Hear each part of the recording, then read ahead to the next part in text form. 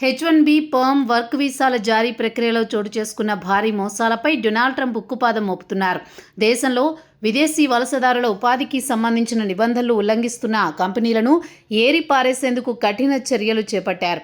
ఈ వీసా కుంభకోణాలపై అమెరికా ఉపాధ్యక్షుడు జెడీ వాన్స్ నేతృత్వంలోని task force to eliminate fraud ముమ్మర దర్యాప్తు ప్రారంభించింది.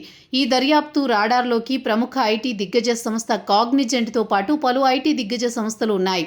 ఈ వీసా అక్రమాలకు సంబంధించి అమెరికా కార్మిక శాఖ పరిధిలోని office of the inspector general ఈ కీలక వివరాలు వెల్లడించింది. పలువురు యజమానులు, లేబర్ బ్రోకర్లు కుమ్మక్కై దొడ్డిదారిన నకిలీ దరఖాస్తులతో వీసాలు పొందుతున్నట్లు గుర్తించారు. వీటి ద్వారా విదేశాల నుంచి వచ్చే ఉద్యోగులకు తక్కువ వేతనాలు ఇస్తున్నట్లు దర్యాప్తులో తేలింది. అంతేకాకుండా ఒప్పంద నిబంధనలను ఉల్లంఘిస్తూ వారి జీతాల నుంచి అక్రమంగా డబ్బును మినహాయించుకుంటున్నట్లు సాక్ష్యాలను సేకరించారు.